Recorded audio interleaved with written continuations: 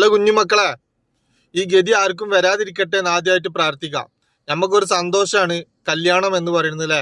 കല്യാണം എന്ന് പറയുന്നത് ഒരു മഹത്തായ കർമ്മമാണ്, ഒരു കർമ്മമാണ്. അതിനൊരുപാട് എന്താ പറയാ സന്തോഷങ്ങളും സമാധാനങ്ങളും ഒരുപാട് ഉള്ളടക്കമുള്ള ഒരു കാര്യമാണ്. പക്ഷേ അത് ഇന്നത്തെ ഒരു സിറ്റുവേഷനിൽ കല്യാണമല്ല. ഇന്നത്തെ കാലത്ത് അത് എന്താ പറയാ ഒരു അയ്യപ്പമ്പൾക്കും ഒരു ശിവരാത്രിയും ഒക്കെ നടക്കണ പോലെയാണ്.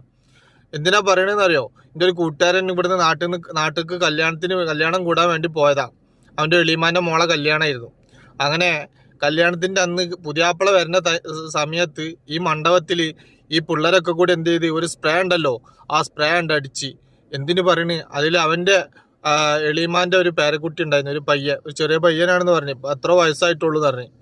ആ കുട്ടിക്ക് അതിൻ്റെ ആ ഒരു എന്താ പറയുക, ആ സ്പ്രേൻ്റെ ആ സ്മെല്ല് അത് ശ്വസിക്കാൻ പറ്റാത്ത, അവനക്ക് അലർജിൻ്റെ പ്രശ്നം ഉണ്ടല്ലോ.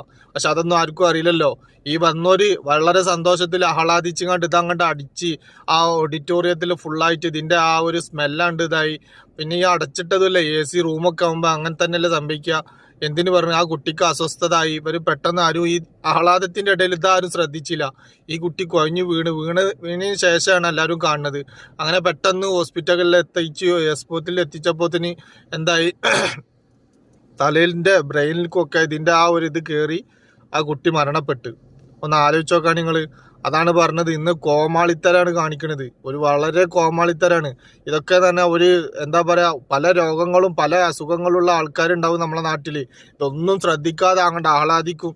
കല്യാണമല്ലേ, അങ്ങോട്ട് ആഹ്ലാദിക്കന്നെ. എന്ത് രൂപത്തിലാണ്, എന്തൊക്കെ കാട്ടിക്കൂട്ടലാണ് ഇതൊക്കെ ചെയ്യണത്. നമ്മളതായ മുസ്ലിം ആയ ആൾക്കാരാണ്.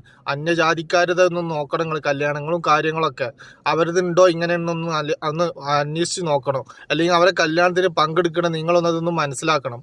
അവരെ കർമ്മങ്ങളൊക്കെ എന്ന് പറഞ്ഞു കഴിഞ്ഞാൽ അത് അമ്പലത്തിലാവട്ടെ അല്ലെങ്കിൽ പള്ളിയിലാവട്ടെ, അവരെ കർമ്മങ്ങളൊക്കെ അത്രയും നല്ല എന്താ പറയുക അച്ചടക്കത്തോട് കൂടിയിട്ടാണ് ചെയ്യുന്നത്. നമ്മളിത് മുഴുവനും അറിവ് കൂടിയതുകൊണ്ട്, കുറച്ച് പൈസ കൂടിയതുകൊണ്ടും വളരെ എന്താ പറയുക മോശമായ രൂപത്തിലാണ് ചെയ്യുന്നത്. ഞാൻ പറഞ്ഞതിൽ പോലെ തെറ്റുണ്ടോ നിങ്ങൾ ആലോചിച്ച് നോക്കി. ഞാനും കല്യാണം കഴിച്ച ആളാണ്. ഞമ്മക്കൊന്നും ഇങ്ങനത്തെ സംഭവങ്ങളൊന്നും ഉണ്ടായിട്ടില്ല. പാര അങ്ങോട്ടും ഇങ്ങോട്ടൊക്കെ കാട്ടിക്കൂട്ടാന്നല്ലാതെ എന്തെങ്കിലുമൊക്കെ കുറച്ച് കാര്യങ്ങളൊക്കെ ചെയ്യാന്നല്ലാതെ ഇങ്ങനത്തെ ഇതൊന്നും ഉണ്ടായിട്ടില്ല.